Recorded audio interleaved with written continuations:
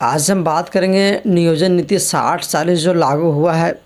ये 60-40 आखिर क्या है? बहुत लोगों के मन में ये भी सवाल है, बहुत लोगों को समझ में नहीं आता कि आखिर 60-40 है क्या। और झारखंड में जो फिलहाल काफ़ी तेज़ी से इसका विरोध किया जा रहा है। छात्र छात्राएं मिलकर विरोध बहुत तेज़ी से कर रहे हैं सरकार के ऊपर कि ये 60-40 जैसो ना चलतो, अपनी मूल भाषा में जैसो बोलते हैं 60-40 ना चलतो, उस तरह से जैसो यहाँ पे काफ़ी तेज़ी से विरोध हो रहा है कि 60-40 ना चलतो।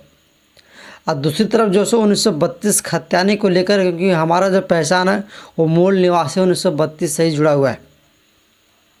आज हम बात करेंगे 60-40 आखिर है क्या, झारखंड के लिए जो छात्र छात्राएं उसके लिए क्या फ़ायदा है, और अदर स्टेट के लिए सो इसमें क्या इन्वॉल्व किया गया है, ओपन टू ऑल क्या है, इस वीडियो में पूरी बात करेंगे। आप वीडियो के अंत तक बने रहिए। मीडिया रिपोर्ट्स के अनुसार आप लोगों को बता दें कि झारखंड में जो सो पिछली सरकार से पहले 50% आरक्षण का प्रावधान था, लेकिन जब EWS जुड़ जाने के बाद, इसका आरक्षण जुड़ जाने के बाद जो सो यही प्रावधान 50% से लेकर 60% हो गई।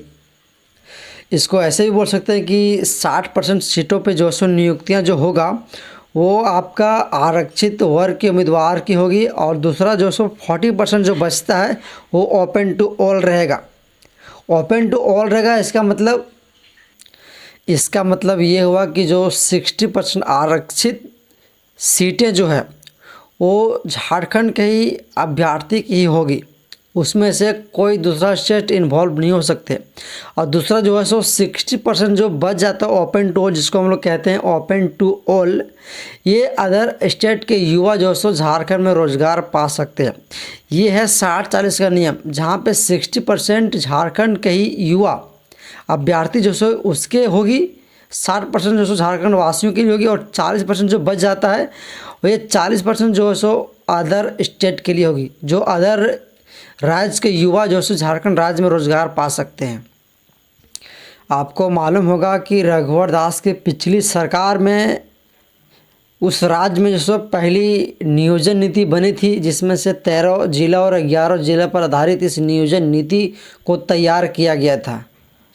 यह नीति बहुत ही जल्द उच्च न्यायालय के हाथ में चली गई है, जहां इस नीति को खारिज कर दिया गया है।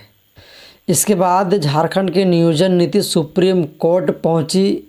वहां भी फैसला जो सो रघुवर सरकार के विरुद्ध में ही आया। ये था 60-40, जहाँ मैंने आपको समझाया और बताया। यदि आपको इस पर जो सो किसी तरह से डाउट है तो आप ज़रूर कमेंट करें, आपका डाउट को हम क्लियर करेंगे। बाकी आपके मन में और क्या सवाल चलता है और आप किसका समर्थन करते हैं, 60-40 का समर्थन में है या 1932 खत्यानी के समर्थन में, आप भी कमेंट ये भी करें।